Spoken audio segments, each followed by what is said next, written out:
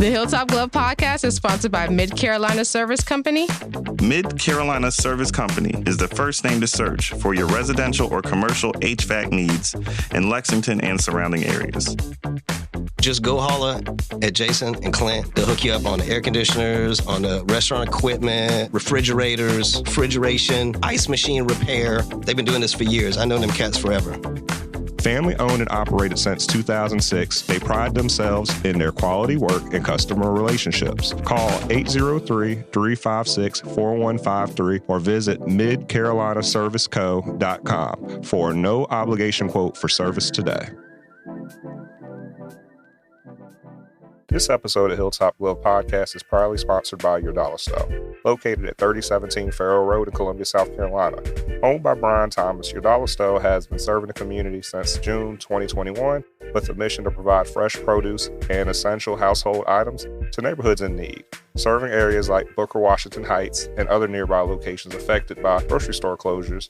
Your Dollar Store is a convenient one-stop shop for those seeking healthier food options and affordable essentials. Support a local business that's dedicated to giving back. Your Dollar Store, where you can shop, chat, and leave with a smile.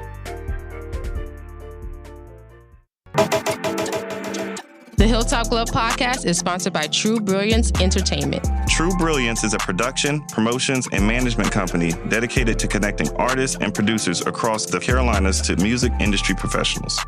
Several of their clients have placements both domestic and internationally as a result of their services. Are you an artist or producer looking to build meaningful relationships within the music industry? Then True Brilliance is for you. Check them out at paramilitary.com. That's spelled P-A-I-R-A military.com.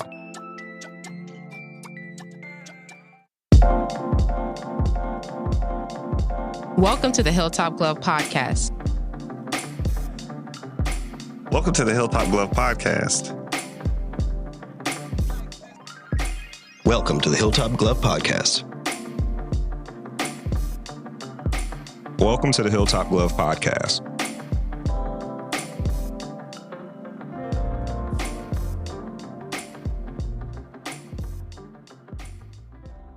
The Hilltop Glove Podcast. Welcome back to another episode of the Hilltop Glove Podcast. Today we dive into the inspiring journey of April Dove, a trailblazer in the craft beer industry who is breaking barriers and paving the way for diversity and inclusion.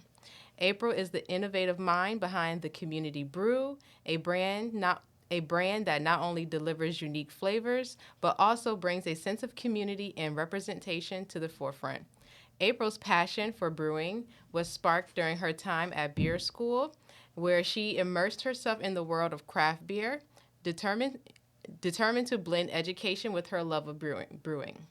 April is championing a movement to create beers that resonate with local community tastes, making craft beer accessible and enjoyable for everyone. Her debut beer, called the Community American Lager, is a testament to the missions crafted with the intention of honoring the flavors cherished by the community. How are you doing today? I'm doing well. Thank you for having me. The Community Brew. Yeah. So we like to start off each episode with a little bit of history about yourself and your upbringing. So can you tell us a little bit about yourself? Where are you from? Siblings? So I am born and raised in South Carolina, which is, like very rare nowadays. Woo, woo, woo, woo. I was born in Goose Creek, went to school mostly in North Charleston, and then my parents, during my middle school, moved to Somerville, so I went to the School of the Arts in Somerville, and then went to Somerville High School. I have one brother. I went to Clemson University for a psychology major. Thought I wanted to be a doctor, but couldn't pass the MCAT. So I went, graduated with my psychology degree, and then went to MUSC to be a nurse. So I am a nurse by trade and by night. I thought that was very interesting. Yeah, so that's my bill-paying job. Uh-huh. And then I started travel nursing for a little bit. That's where the money is. I heard that. That's fun, right? Yeah, so I did that for 6 years, which was pretty cool. And that's kind of where, I found my love of beer. I started drinking beer early days of college. Mm-hmm. My roommate was white, and she was like, if you're going to live with me, you have to drink beer and like baseball. And I'm like, well, I don't like either of those things. And she's like, well, figure it out. This is what we're doing. All right. And I was like, okay, cool. So, I started, dabbling into, Michelobes and, Bud Lights and all that kind of stuff. But it probably wasn't until I started my nursing career and moved to Greenville to work at Spartanburg Regional is when I started going into like the small craft brewery scene, started drinking like more things like Blue Moon and like, like going to like the small little breweries. Cause like in 2000 and I graduated, in 2013, I moved to Spartanburg or Greenville in 2015. So 2015 was kind of like maybe the boom of like craft beer kind of. Yeah. Started when you started seeing a little bit of craft breweries kind of pop up every now and then. The biggest one in like Spartanburg was RJ Rockers, so I would like go there and drink Son of a Peach and all that kind of stuff, and that's kind of like how it got started. And then, so when I started traveling, I would go to find different breweries in the different towns that I was in and like become like a little bit of a local for the 13 weeks and kind of like, go from there. So what really solidified it is I went to Cape Cod, Massachusetts, which is where I call my happy place, and lived there for about a year and met like some of my best of friends. And one of my girlfriends took me on a 13 brewery 3-day brew tour in Portland, Maine. Wow. And we hit up all the big breweries in Portland, Maine, and it was Allagash that was like the solidifying factor. I was like there, and it was like, I don't know, like God like opened up the heavens, and like there was like these angels, and I was just like, nope, don't want to be a nurse anymore. This is what I want to do. I want to drink beer and be here and be merry. And that was like kind of like the turning point. And then, like COVID happened, and then it kind of got like really, really crazy. I was working like 2 assignments then, but still like frequenting breweries. And like, I was like a pretty regular at a lot of breweries in Boston at the time. And a lot of breweries were like, how are we going to get you beer? And I was like, I don't know. I was like, maybe I could just pay for it over the phone and then you guys can kind of just deliver it. And they're like, that's genius. Like, yeah, let's do that or whatever. Yeah. So it happened that like I would have like these deliveries every week of like different breweries around town just dropping off beer because like, I'd pay for it and they would just drop it off or I'd go and pick it up or whatever. And it was just like this thing. So when I left Boston in 2020, I left like, I think 15 cases of beer. Lord Jesus. In my like little Subaru. And like my dad was like, I remember coming home and my dad was like, you need help unpacking the car? And I was like, oh, no, I'm good. And he was like, no, I'll help you. And he opens up the back and he's like, April Dove. He's like, what are you going to do with all this? What are we going to do with all this beer? And I was like, correction, we are not going to do anything. I am going to drink it and mix 4-packs for people, for parties and stuff like that. And that's kind of how like the traveling hoptista came about and all that kind of stuff. So yeah, that's a little bit about my journey. Yeah. That's amazing. I like your earrings. Yeah. Thank you. Yeah, beer earrings. Beer earrings. I love to see when people step into what they really want to do. Mm-hmm. They full force, just put everything into it. Yeah, and you kind of had to, because COVID burned you out so much. I was like about to ask you just lost a lot of respect for the field and for the career. And it's like, like I'm either gonna go home and cry, drink my sorrows away, or I'm gonna find a passion. And like, I got to drink my sorrows away and find my passion at the same time. You know what I mean? And it just turned out to be and it just felt great to do that, And then I went through this lull where I had surgery and I couldn't work for 4 months. And I was like, what am I going to do for 4 months? Like, I had been working steadily for the last 6 years, living out of a suitcase, living out of my car, like, and now I can't do anything. Like, I got to put the energy somewhere. So, like, I just kind of did a deep dive on, like, there's got to be other people that look like me in the industry. Like, there has to be. And I found one girl, her name is Eugenia. She's a black beer chick out of Charlotte. And she started this initiative called Road to 100, where she was getting 100 women of color to take the Cicerone program, which is, Cicerone is kind of like a sommelier program for beer, but it's just a beer related. And there's like 4 different levels. And she had an initiative where she got 100 black women to take the first level. And I kind of reached out to her and was like, I really want to do this. And she's like, just fill out the survey and see if you get it or whatever. And then like, I remember getting into the program or whatever and like hitting like join. And there was like 100 people that look like me. And I was like, holy shit. Wow, a whole community now. Yeah, your community. It was like, whoa. And it's like, you start meeting all these people, you start opening all these doors, and you realize there's just like whole world of black people that love beer. And it's like, being up north, there's like nobody like that. Like I'm the only one in the brew house. I'm the only one in the tap room. Like there's no one that looks like me, which is fine. And I don't mind that. But like, still, it's one of those things where it's like when you find your village and you can open that door and see that there's other people that look like you that enjoy the same things as you do, it's a whole different game changer. Did it change your confidence level? Yeah, definitely. It felt like you could actually jump in there, experiment, and do your thing. Yeah, it was like gung-ho after that. And then, we did the program, and I was like, I want to learn more. And I'm like, how can I learn more? And she's like, you can go to beer school. And I was like, what? So I tell you beer school. I'm You're like, real?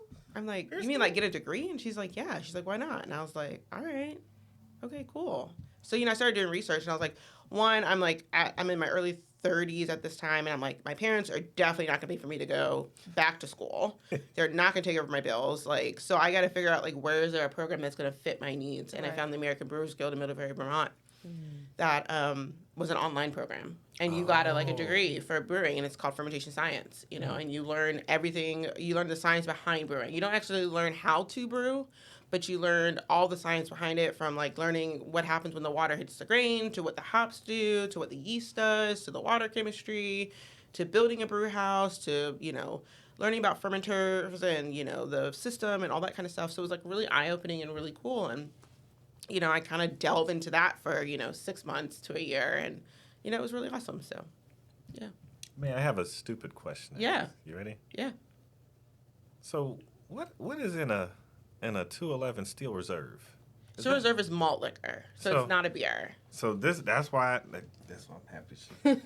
That ain't beer at all. Well, it's malt liquor, so they use malt. Okay. But it's not beer, whereas they use, beer uses 4 main ingredients: malt, hops, yeast, and water. So Steel Reserve doesn't use hops. It just uses malt, water, and yeast.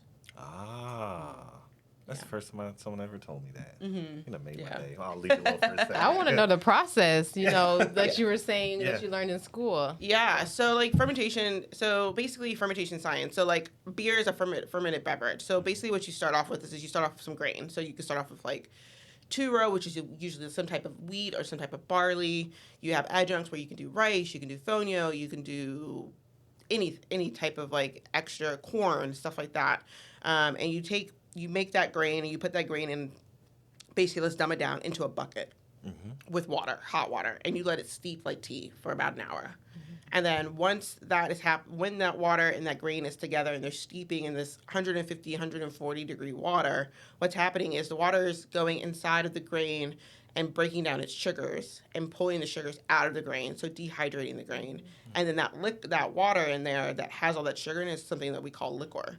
And then that liqueur is what we take off of the grain, and then we boil it to 211 degrees, and then that's when we add our hops. And hops are just wild flower cones that are grown. They're usually grown wild, but we have lots of hop farms like Yakima Valley in Washington State. We have some up in North Carolina. We have some in the Midwest. There's kind of all over. But when you usually get the hop, it's usually in a pellet form. So they've taken the hop, they've broken it down. They've basically cut it in half, taken the lumen out of it, which is the inside, which is the pollen, the flowery little part, and pelletized it into this small little pellet. And you dump that into your boil. And that's what, depending on what time you dump it through your boil, which is usually 60 minutes to 90 minutes, it determines how many alpha acids or beta acids you're going to get. So you're going to get alpha acids for bitterness and beta acids for aroma.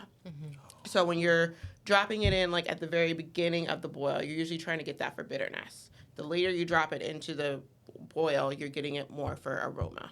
So aroma, when you pop open a beer and you smell it, that's the aroma that you're getting from the late additions of the hops. Whereas when you drink it and you get that bitterness in the back, or that hop burn or whatever, that's what you're getting from the very beginning. So then after that, then you cool it down. You get it down to whatever low you're going to do. So let's say you're doing just a regular ale like this one here. You're going to probably cool it down to probably 60 degrees. You're going to throw in some yeast, and there's many different types of yeast. There's the most common one is US-05 that homebrewers use.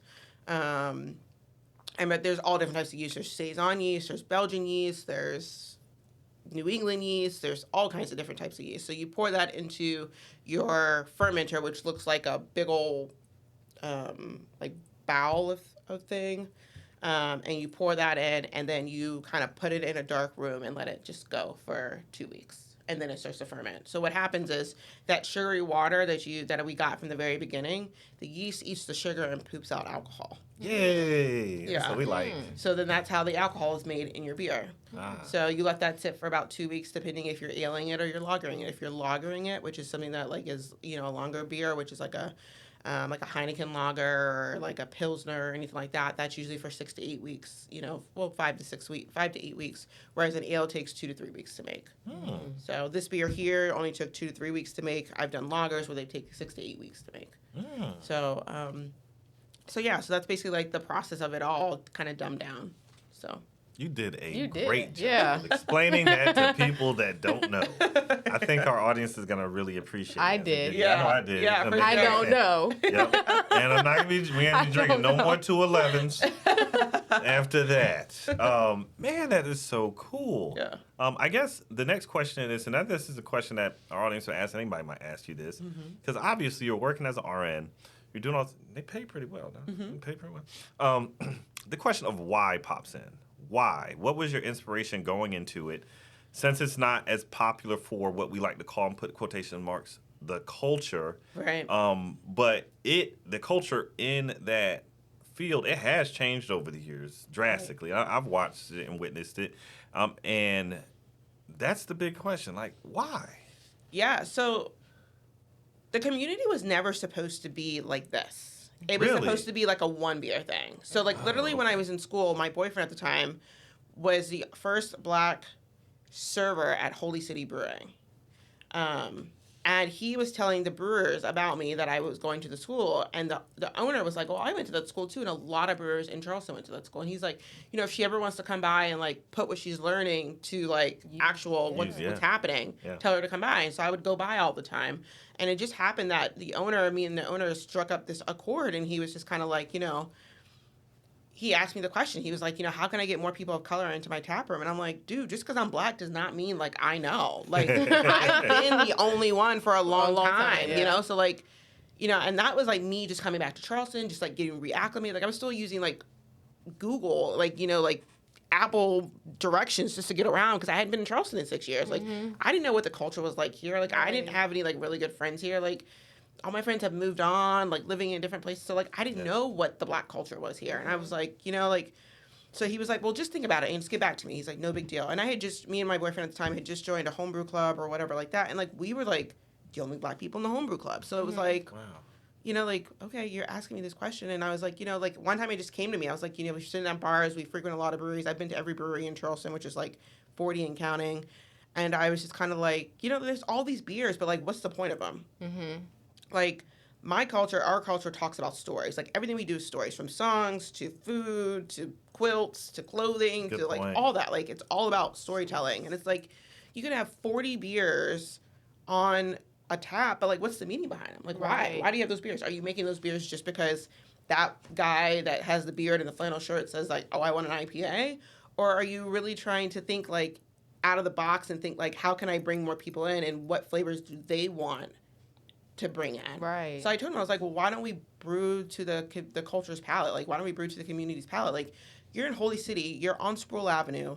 This like used to be like Black owned. Like this was like Black real estate when the Navy Yard was here. Like my parents couldn't even get a house on like this area, but they worked on the Navy Yard, and my parents were both Navy. So like you're in a Black neighborhood. So like you really honestly have no excuse why you shouldn't be diverse. Like you're in their backyard. But like if you're only catering to one type of community because that's what you're worried about, then you're never gonna grow. So I was like, like why don't we brew a beer that's like to their palate? Like what do Black people drink? Like Black people drink like Heineken. They drink Coors. They drink, my dad used to drink Big Bull like 44, like the malt liquor can. Schlitz. Yeah. Schlitz. He used to drink that all the time. He used to pour that in my with my baby formula and put me to bed. Like, like it worked. So like I was like, we got to do something like that. And he was like, all right, we'll come up with a recipe and then go from there. So I hit up my friend Paul, who's like been my ride or die. He's an older white gentleman. And he taught me how to homebrew at home. And he was like, and I was like, we got a project. And he was like, oh shit. He's like, okay, what? And I like just dropped off a 30-pack of like Heineken. And I was like, we're going to make this. And he was like, this sounds terrible. I was like, no, it's going to be good. And I was like, he's like, all right. He's like, pulls out his whiteboard and he's like, all right, pop up in 2 bottles. And I was like, all right. And we pop up in 2 bottles and we just sit there all night and we just drink Heineken. And we're like, okay, what flavors are we getting? What aromas are we getting? What bitterness are we getting? And we're just like dissecting this beer, like, drinking one after another. And we get this recipe. And I was like, all right, cool. I was like, next weekend I'll bring over my equipment. You bring over yours. And we brewed it. We Wow. home brewed the beer, and From then taste? yeah, just from taste Wow, alone. We that's broke it amazing. all the way down. That's The only amazing. thing that we did in our beer that is different from Heineken is Heineken does not use corn, which is very weird because it has such a corn aroma and corn flavor, but does not use corn. Did you figure out where they got that with aroma came It from? comes from just like the fermentation, and it comes from the green bottle. Gives it a little bit of a corn flavor because it's a little bit oxidized. Oh, got you. So all of that plays a role into it, all of how it. it's stored. And Oh yeah, like a green bottle versus a white bottle versus a brown bottle. Like that's why Corona is so skunky. Like that's the reason why people love Corona. Corona is skunked, which means light struck in a bottle for a reason. That is how they sell their beer. If you drink a Corona in a brown bottle versus the Corona in the white clear bottle, it's different. two totally different beers. Okay. Yeah, like Pacifico. It's completely two totally different beers. So like literally if Corona was to put a Corona beer in a brown bottle and put a beer in the clear bottle and sell it, they would have two totally different markets. Oh, Two wow. totally different markets. But they grew their market on light struck beer, oxidized beer. That is their profile. Whereas most beer snobs are like, I'm not going to drink a Heineken because I don't want to drink anything that's skunky. That's has that like bitterness, kind of skunky flavor, Yeah. I don't want to put a lime in my beer. I want to be able to drink my beer regular, but but that's not what it is. So when we brewed the beer, we did the home brew and we brought it to, Chris. I was like, here's the beer. And he was like, all right. And he's like, let's give it a try. And he was like, that's pretty damn good. He's like, all right, well, let's brew it. So I was like, all right. Wow. I was like, so you want to brew this beer? Wow. He was like, yeah. He's like, we're going to brew it on the system. He's like, and, at the time I had been like, just kind of like jumping around Charleston or whatever. And, this kind of goes back to, it was so crazy because you see like when you go into breweries and you see another black person, you're really excited. And for me, I get really excited. I'm like, oh, I like go up to the bartender. I'm like, all their beers are on me. Like, because it's amazing. And that's when I met my then business partner, David White, and he was from Charleston and he had good reviews and stuff like that. And I told him, I was like, I've got this opportunity to make something really big in Charleston. Yeah. Just to tell you who I am, like I'm the first female black brewer in Charleston. I got my degree. I had to get my degree. Like if they were going to take me seriously and really understand what I was about, like, and know that I wanted to change for the culture, I had to have a degree. Yeah. Like I couldn't go into it like how you could go into it. You can go to a brewery probably today and be like, yeah, I want to make a beer. Here's what my background is, and this is what I want to do for the community. And they'd be like, okay, go for sure. But if I go and do that, it's like, no. Yeah. And that's part of being a black person and being a black woman. Like you're not taken seriously. So you got to have those guns in your belt and ready to come blaze. So we did the beer. I told David White, I was like, your role in this is definitely to bring the black people because I don't have that connection with them. Like, I've been gone for 6 years. I don't even know where black people hang out. Like, like that crowd and me are like separate identities. Because, you go to clubs and stuff like that, and they don't have craft beer. No. There's That's no what I'm craft trying beer. to figure out. How did you Bud market? Light. How did you market it, and what strategies Yeah. did you guys use? So when we marketed, it was really big on just getting black people to understand that there was something new that they could do. And a lot of black people don't go to breweries because they don't feel safe and they don't feel wanted. 2020 was a time where like a lot of people were going through a lot of different things. And 2021 was no better. Like they were just getting out of the house. They were just re-entering society. They were just kind of like trying to figure out like, what in the hell did I just go through? Like I just went through, PTSD. yeah, Trauma. like That was like traumatic, trauma, yeah. And I'm like, now I got to re-enter the world. It's almost like a prisoner that's been in prison for most of their life, and now they got to like Good re-enter the world and be like, okay, how do I operate the cell phone? So the marketing was more of just like a community. Like we basically said, this beer is like what you would drink at your cookout, what you could take to any family gathering and drink. Like we want you to drink this beer, and it instantly takes you back to a family cookout, a family gathering, where the music is playing and all that kind of stuff. So we made a playlist. We invited all the people, and it became this new thing for Charleston. It was like, oh, okay, well, if she's doing it and he's a part of it, then it must be okay. Yeah. And that night we had 125 black people in Holy City, and we displaced the white people at Holy City. Shut the front door. Like white people were like, why are there so many black people at Holy City? And I was like, because we belong here. Yeah. Like, we started this. And it goes back to, like, present-day Mesopotamia. Like, back in Egypt, like, Black people started beer. Like, we're the first ones to do beer. You know, so, like, that culture got lost. You know, it started with Black people doing beer and, you know, the Egyptians and all that kind of stuff. And then it, like, modern day. And then women were doing it to make, like, a business. And then it got taken from women because it was, like, this, oh, you're being a witch and you're adding all this stuff to it. Wow. And then it got taken to Europe, and Europe was like, oh, us white men can do this and all this kind of stuff. And then it got taken over to Americas, and it was just a white man's beverage and all this kind of stuff. And then you have a Black man named Ted Mack, who is like the first Black brewer in, you know, the United States, and he opens People's Brewing. So it, like, all kind of like goes in this circle, and it was like, you know, we belong here just as much as you do. You know, we started this. Right. You know, so that was the big market. And that night we sold, I think we did 10 barrels, which is, a barrel is 31 gallons, so that's like over 3,000 gallons, and we had over Wait. 100. The cousins and the aunties and the uncles, everybody was drinking. Were there Ubers and Lyfts going on that Oh, night? I have no idea, because my parents were there, God. I was there, my brother was there. I mean, it was so many people, and they started us outside. That was the funny part, because I don't know if you've ever been to Holy City, but like it's like a big building, and then there's like an outdoor area. And they're on a lot of land. So, like, they started us outside. Like, we weren't even inside the brewery. And then as people started coming in, the outside started getting packed, and people didn't realize, like, oh, the event was actually outside. So they started sitting inside. So they started taking all the tables and sitting at the bars. So, like, you know, the regulars would come in and be like, What's going on?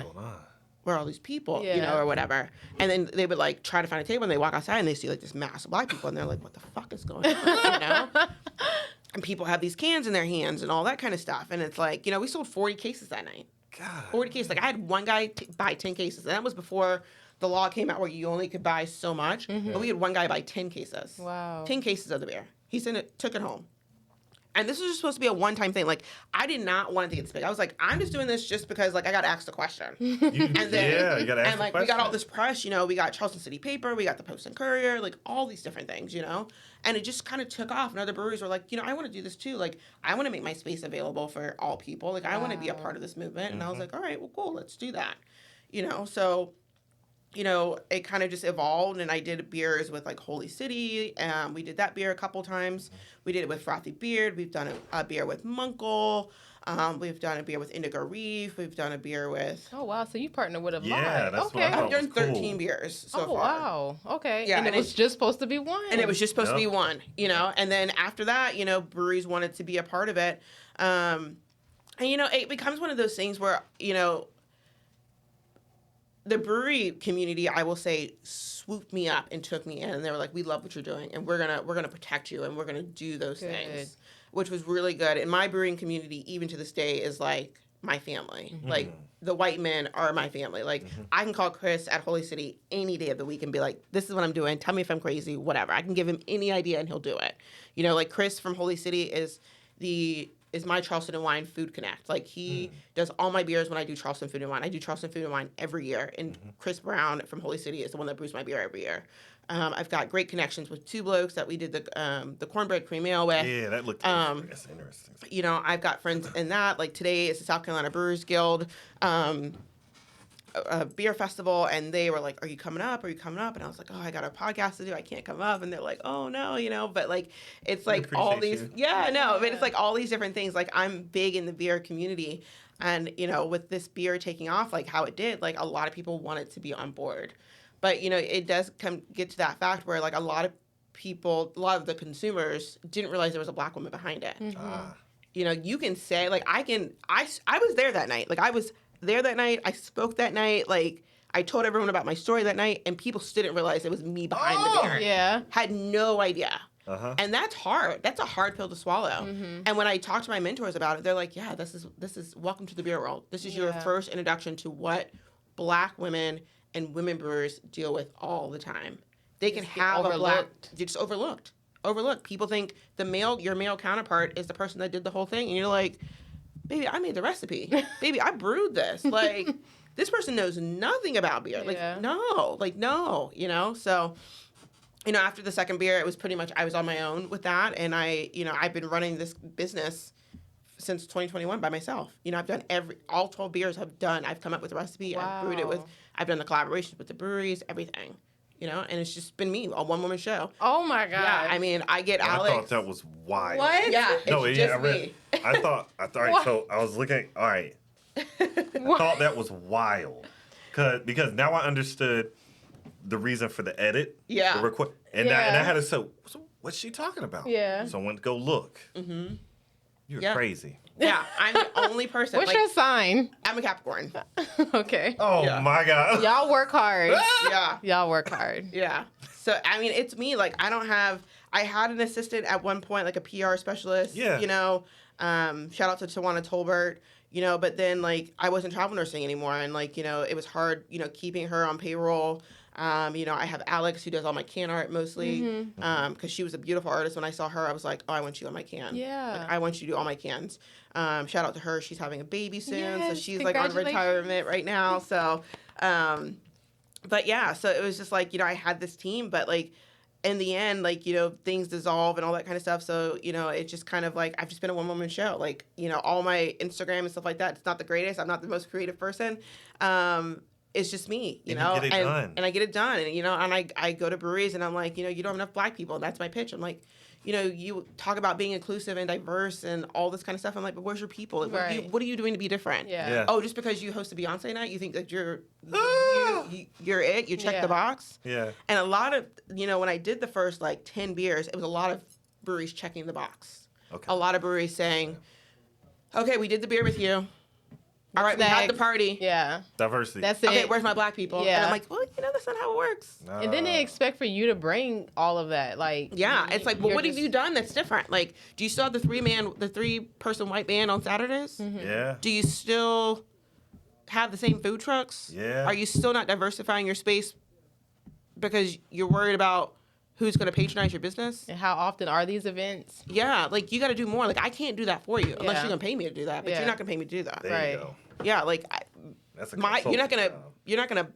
benefit and take credit off my Blackness because you want Black people. Or Like, your community. yeah. Yeah. Like, you Yeah. have to do something. Yeah. So we did a little bit of a shift this year. So I didn't do as many beers this year. I was kind of late to the game. So I did Charleston Food and Wine like I always do every year. And then I kind of took a break because I wanted to figure out how to change up the community. Because I was having these events and there wasn't many people coming or whatever. And I was like, how can I get this beer in front of them? Like, maybe what's going on is that instead of me asking them to come to me, why don't I go to them? Mm-hmm. Why don't I partner with big Black businesses or big Black organizations? Yeah. Because the Black people are already there. Yeah. All I gotta do is just come to Just them. show up. Yeah. Yeah, bring them a and product. bring my product to them. Yeah. So that's what we did for the Clemson beer here. We worked with Kite Hill Brewing, and we did it for the Clemson Black Alumni Association. So they're huge. Smart. You know, they're a huge organization, you know, and we were like, okay, we'll do a beer for you or whatever. And I hadn't been back to Clemson since I graduated, so I was like, well, this is probably the perfect time to do it. Yeah. So we did this beer for them, and we Nice gave all of our branding. proceeds. Yeah, Great we did branding. all their proceeds.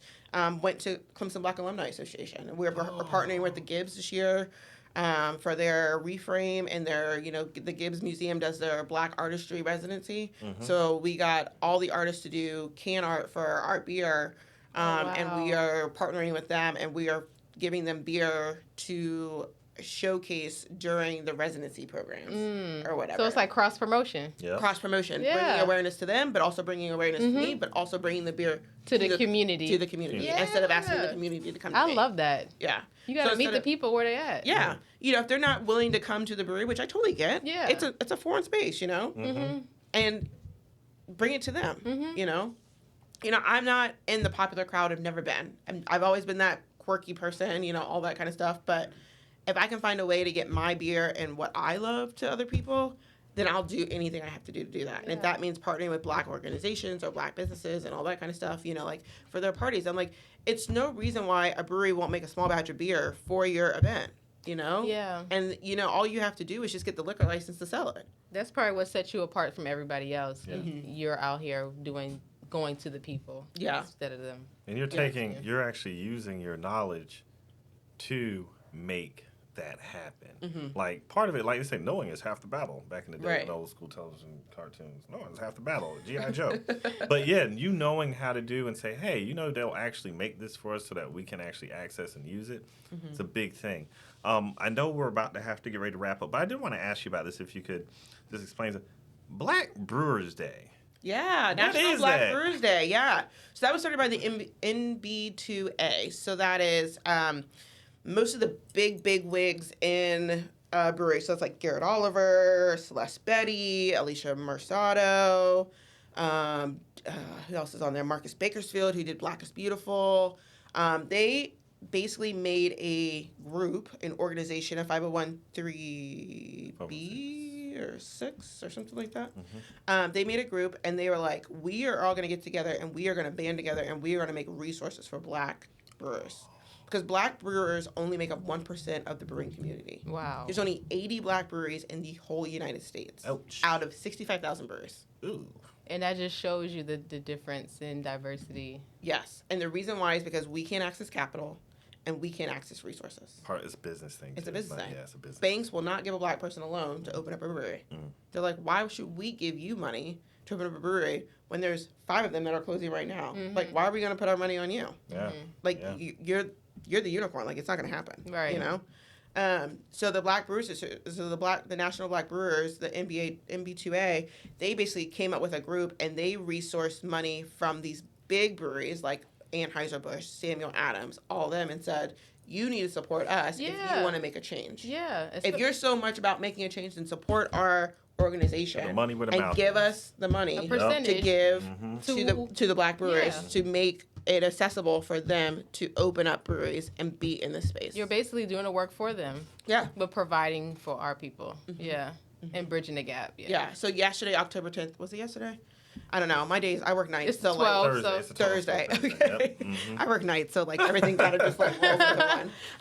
The 10th was Black Brewers Day, Oh, so it was wow. a national day. I think there's 13 states that have made that a national day. I thought about making it down here in Charleston, but since I'm the only Black brewer, I was like, oh, I don't know if that It's will. just going to be me. Yeah. You'll show up just like, hey, fighting. y'all come see me Right. today. Y'all can show up for me. Right. Yeah, there's nothing Right. wrong with Free them doing beer? that. Yeah, it's Yeah. already kind of like a stretch to get the community day deemed as October 1st. So I was like, maybe I'll wait until maybe there's a little bit more. Oh, wow. But yeah, National Black Brewers Day, and they're a big association. And Crown and Hops with Tio and Benny Hunter are all in that, and Kevin Asado, the NBA player. So it's a really cool. Yeah. Do you have any events coming up that we could attend or? Yeah, so Look we'll out be for? doing something with Gibbs Museum. Gibbs Museum is doing the Reframe, so I think that's their introduction of the artist at, I don't know where the location is, but look up the Gibbs Museum Reframe, November 3rd. It's in the afternoon. Our beer will be out there. We're doing it with Snafu. Park Circle Playground. Yeah, so we will be doing it with them. The beer of taste will be a chewy brown ale, a chewy porter. No, a chewy pasty strout. Sorry, a chewy pasty strout. So, Charleston Chewies. We're doing it with Daddy's Girl Bakery. We're taking the chewies, putting it in a beer, and making a chewy pastry stout. Oh, So it should wow. taste like a chewy. And then we're doing a banana pudding sour. So we'll be taking, this will be the second time we've done it. We were taking Daddy's Girls Bakery's banana pudding and putting it into a beer and making a sour. I love the collaboration. Yeah, so we'll be doing that, and those will be at Reframe for people to try, and that will probably be the beer that they'll be using throughout the year or whatever. Man, So- that's awesome. Well, you So, can yeah. definitely DM us some flyers and we'll Please promote do. it for you. Yeah, for sure. Yeah, we Yeah. can definitely do that for you. Yeah, Okay. yeah, Awesome. Well, I want to try it. yeah. me too. I'm not really a beer person, but I want to try it. That is the people that I like go to. I Thank go you. to the people who say Okay. they're not beer drinkers. Okay. I won't bother my wife because she like to say, I don't like no beer. I don't like no beer. I drink beer. I have people that say that they're sours. like, yeah, they're like, oh, I don't like beer, and then they drink my beer, and they're like, oh, I kind of like your beer, and I was like, yes, Cool. yeah, Made for you. That's why I like it. Man, There's that's over 100 different styles of beer. There's a beer for everybody. I don't care what anybody says. Yeah, I don't care what okay. anybody says. Everybody should be drinking beer. You know what I tease her about this to my wife because she doesn't like sugar, right? And so like we drink a lot of seltzer waters. And Oh, I'm I do too. yeah. I'm like a big And I'm seltzer like, water. and you don't like beer, but you say you don't like sugar drinks and nothing like that. You like seltzer. I like it. You would like beer because she likes sours and stuff. I'm like, then you like beer. Yeah, 'cause- sour's a type of beer. It's Yeah. the lambic. It goes back all the way to the lambic stage. Like Flander Reds, all that kind of stuff. Yeah, it's like a whole evolution of beer. Yeah. We'll see if we can get Do it you done. have is there anyone that you would like to work with, collaborate with good in the point. future? I'm trying to work with Allagash because that's like my first love. So I am doing a beer called Frika. So Frika is a grain that started in Africa. It's mostly eaten in Middle Eastern Asia and Northern Africa right now. Marshhead Mills, which is a good partner of mine that usually gives me grain, and they're like, here's some grain that we figured out. Go make a beer with it and let us know how you do. And I was like, okay.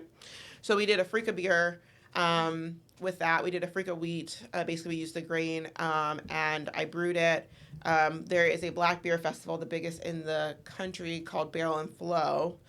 So if you guys don't know about that, that's Dave Barisi. Everybody should go to Barrel and Flow. It's so dope. It's like literally Barrel and Flow. Barrel and Flow. Mm-hmm. Oh. It literally is like 5,000 black people drinking beer. It is a sight to freaking see. It is absolutely amazing.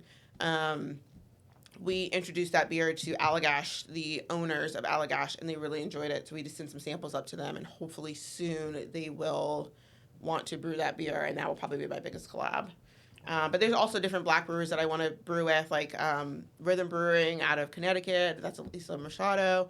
I think we're supposed to be doing a beer next year with for Barrel and Flow.